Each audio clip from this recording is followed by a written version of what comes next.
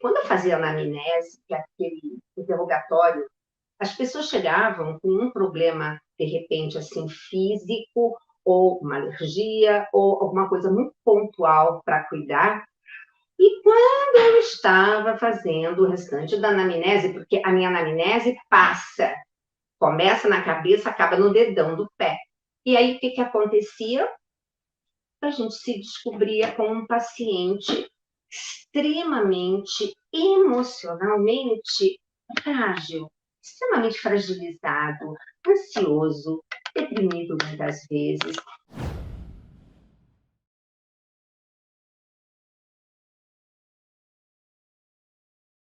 Toda a postura que nós temos na vida, quando você lê os grandes pesquisadores de estresse, eles são, assim, unânimes. Não existe um estresse do mal. Você passou por uma situação, ela vai ser estressante para você na medida que você a reconhece como tal.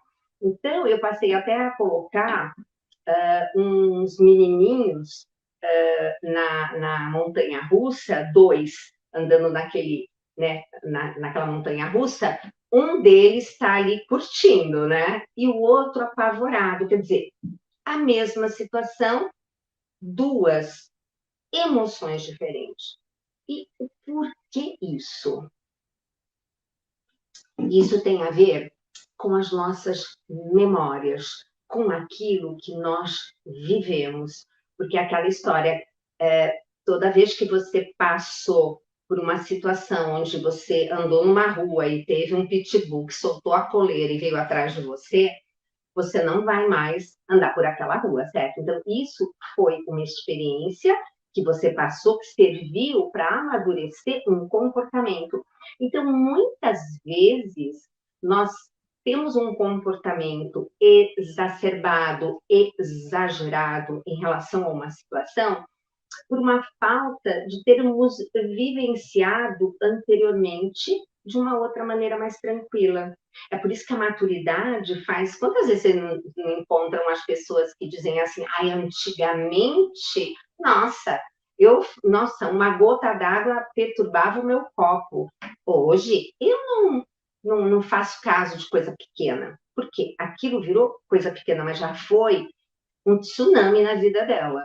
Então, o que faz com que nós mudemos essa visão? Duas coisas.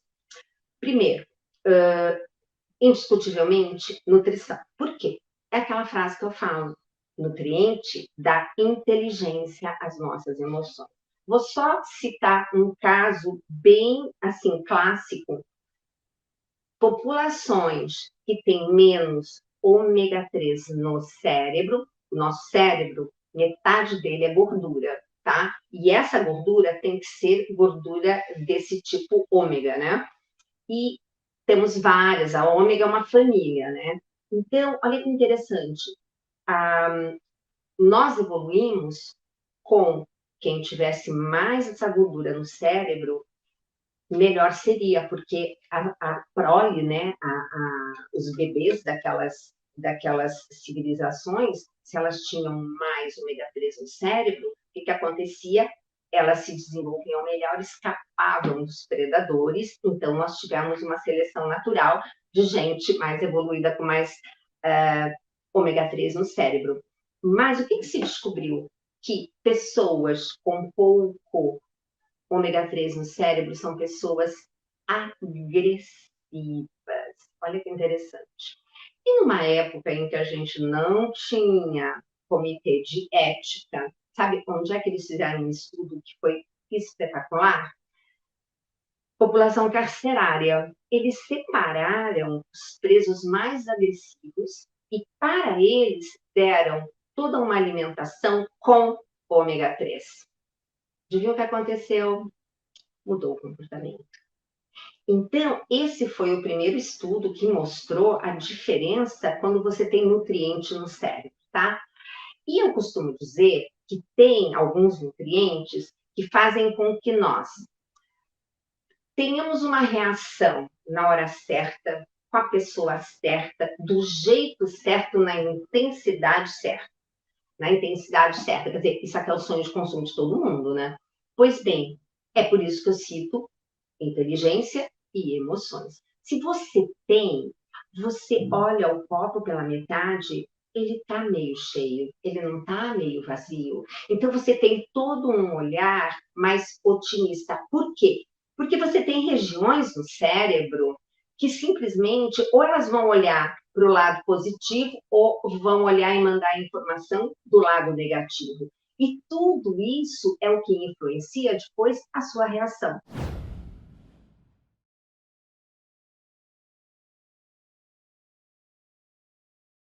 Primeira coisa, procurar se alimentar do quê? De alimentos que nos forneçam nutrientes. Lembre, toda comida de verdade nos oferece nutrientes. Tudo aquilo que você compra industrializado, que está cheio de corante, conservante e uma série de outros aditivos alimentares, lembrando que essa palavra, gente, aditivo alimentar é para o alimento, não é nada para a gente, para melhorar cor, sabor, tempo de prateleira. Só que são substâncias que, quando entram no nosso organismo, gente, como é que vai ser? Primeiro que o fígado tem o maior trabalho para desmontar isso e mandar embora. E esses famosos aditivos alimentares, tem alguns que são assim clássicos, né? Como aquele glutamato monossódico que a gente sabe que é excitatório cerebral. Então, é uma coisa assim muito importante que você tenha conhecimento de que o alimento industrializado, dentro daquela forma que você lê o rótulo e não entende o que está escrito nos ingredientes como comida, devolve para a prateleira. Todos aqueles que têm letras e números são códigos. Isso vai parar lá no cérebro, gente. E como que eu posso ser uma pessoa que tenha concentração até para pensar que decisão eu tenho que tomar, se eu estou com o cérebro com essa excitabilidade, entendeu? Então, é muito importante a gente detectar alguns detalhes. Cuidado com o que vocês colocam no prato, vai parar lá no cérebro. E os meninos também. Porque aí a gente vem lá com a criança, que chega a professora, manda ir no psiquiatra, porque a criança está com o quê? Hiperatividade. Gente, aquele peito de peru que vocês acham que é tudo de bom, dá uma olhadinha. Que cor é o peito de peru de verdade? Não é branco? E aquele cor de rosa? É rosa por causa de corante, que faz o quê? É excitatório cerebral. Depois tem que manter rosa. Então, eles mandam ver um tal de bisulfito que quem tem alergia respiratória, muitas vezes você dá para o seu filho, ou você mesmo come um peito de peru e vai parar com uma crise de asma no hospital. Terceiro veneno dele, glutamato monossódico. E aí eu não. Você pode ser que você já tenha ouvido falar 100 vezes, mas eu vou falar mais. Glutamato monossódico. Onde vai o sódio, a água vai atrás. Então, gente, tudo que tem sódio faz com que vamos reter mais água. E eu sempre falo da receita do soro caseiro. Não é água, açúcar e sal, porque o sal junto com o açúcar, porque o sal dá uma carona para a glicose, gente, que é uma benção. Então, quando você está comendo um peito de peru, além daquelas tranqueiras todas de conservante e de corantes, você tem esse glutamato monossódico, que além de tudo vai prejudicar raciocínio e concentração e ainda mais, você ainda vai ganhar de cara uma bela de um inchaço, né, que é o angioedema que provoca, e fora isso, não quero engordar, não estou comendo açúcar. Tudo bem, você não come açúcar, mas você toma ou come algo com esse glutamato monossódico e aquele sódio lá vai fazer com que o seu corpo absorva mais jeito. A gente não engana o organismo. E depois você vai olhar e vai ver que eu só escolhi 4, porque tem um monte de tranqueira, mas as 4 piores, na minha opinião, todas são, mas eu escolhi 4, é um conservante para quê? para evitar crescimento bacteriano. Aí você come aquilo, ele mata a bactéria no alimento. E aí, quando entrar no seu corpo? Será que ele não vai interferir na minha microbiota intestinal? Estamos falando de ansiedade, nós temos o eixo intestino-cérebro. Gente, hoje nós sabemos que existe uma comunicação muito importante e que vai muito além do cérebro para o intestino. Ela tem muito mais pistas, essa estrada, do intestino para o cérebro. Está lá no livro do intestino, que está uma gracinha, e eu recomendo muito que vocês leiam, que vocês deem de presente, porque esse livro, assim, esclarece. Aí, o que acontece, gente? Eu não sei por que eu tô com uma falta de concentração danada, na hora de tomar uma decisão bate uma angústia. Por que bate uma angústia? Porque eu estou tão sem concentração que eu não sei o que fazer. E se eu não sei o que fazer, isso gera estresse. Gerou estresse, piorou tudo.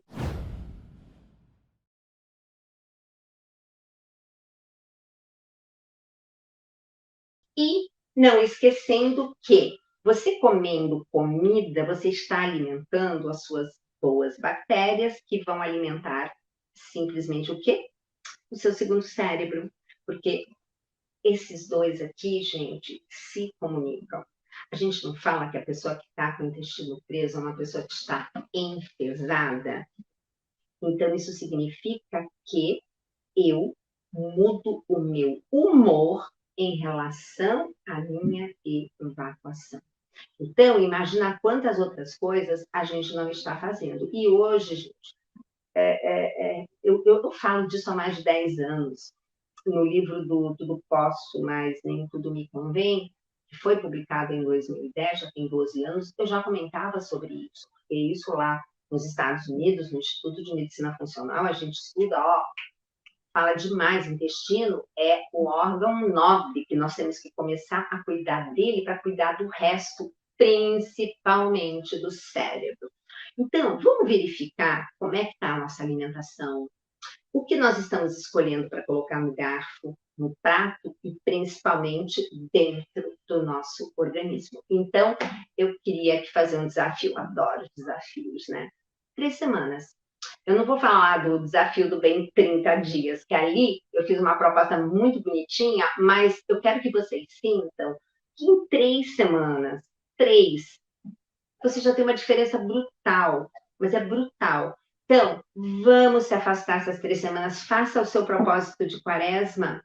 Até teve uma moça que diz, eu vou fazer do glúten, mas está tão difícil. E eu falei para o padre Paulo Ricardo, ele dá para os filhos espirituais dele na quaresma o protocolo da nutrição funcional. Então, é nada de glúten e nada de laticínios. Quem sabe você resolve fazer esse propósito. E aí eu vou te convidar a entender que a gente, às vezes, na quaresma, a gente começa algo como uma penitência. Nossa, que sacrifício, mas eu vou oferecer esse sacrifício. E quando termina, você fala, caramba, estou tão bem, vou continuar. Então, quem sabe a quaresma seja esse momento. Atividade física, gente, é uma coisa importantíssima para você minimizar a ansiedade, para você melhorar os seus níveis de estresse. Quando você está fazendo atividade física, você produz endorfina. Endorfina vai parar lá no cérebro, dá prazer. Quantas vezes você não foi mal-humorado, mal-humorada para a academia e quando acabou o exercício, ai, que bom que eu vim, estou tão feliz. Então, endorfina.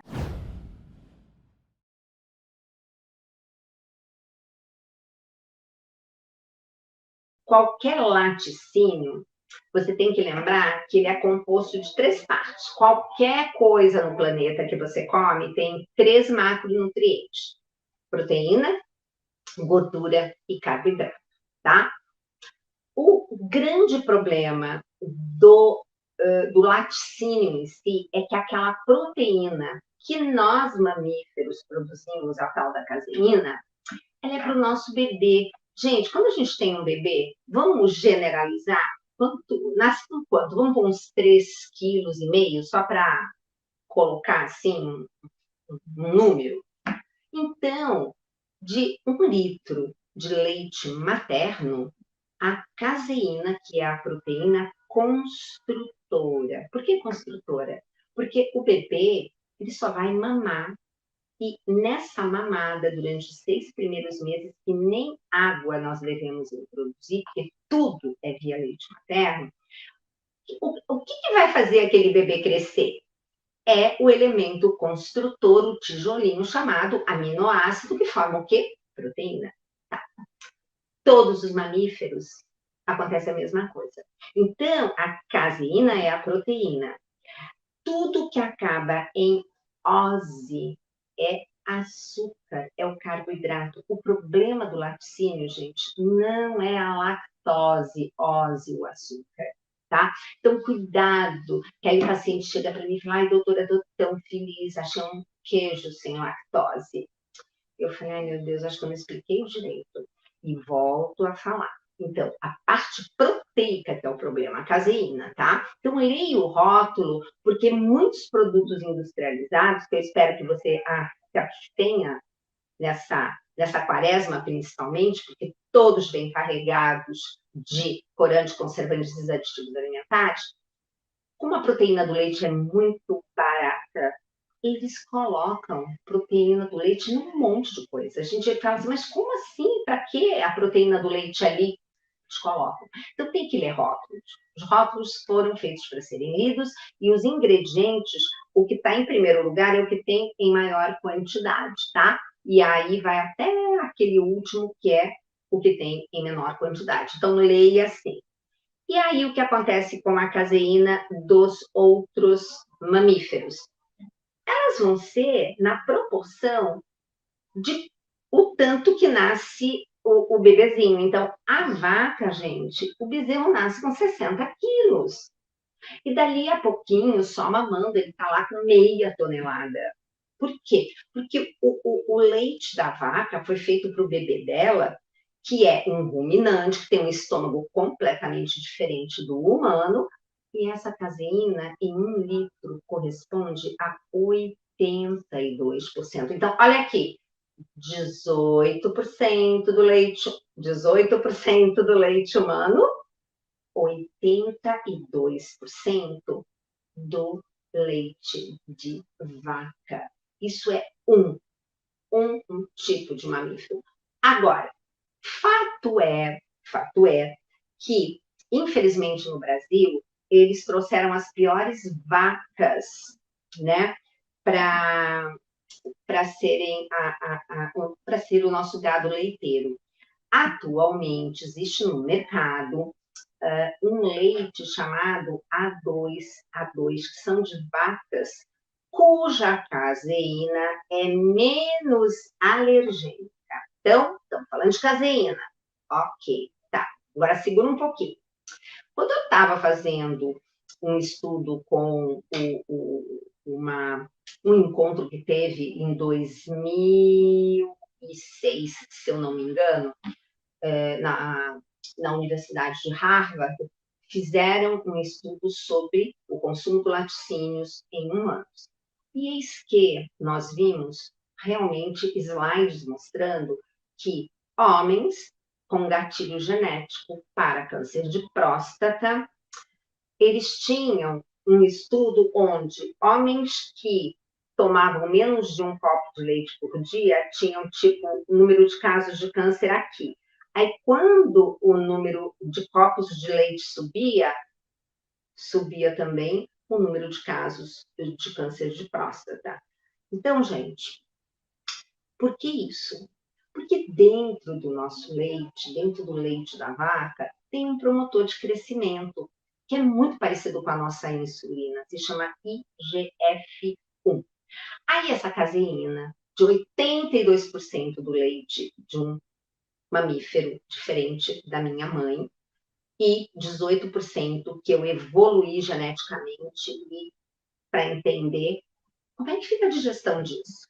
Primeira coisa, se torna uma proteína, essa caseína, de difícil digestão, que depois de tanto ir lá para o intestino, alimentar bactérias proteolíticas, porque a bactéria bem, gente, ela gosta de muito o quê?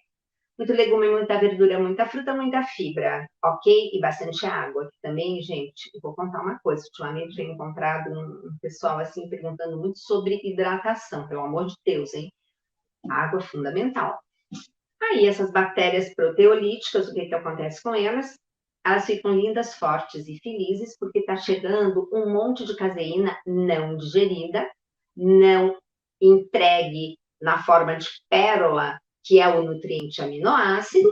Elas ficam fortes, poderosas, matam a nossa boa bactéria. Só que a nossa boa bactéria que é responsável por toda a situação de um intestino feliz, inclusive no tocante ao funcionamento desse intestino.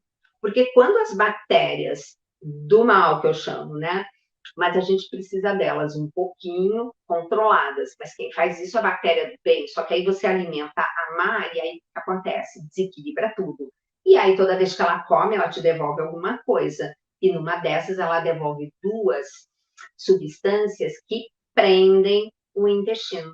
Já falei esses nomes aqui, putrecinas e cadaverinas, né? Os nomes são chiquérrimos, né? Então, isso faz com que muitas vezes seja o responsável, essas substâncias responsáveis pela sua obstipação, pelo seu intestino preso. Então, nessas 3 semanas, né? Eu estou convidando vocês a serem, assim, assertivos e assertivas nessa conduta.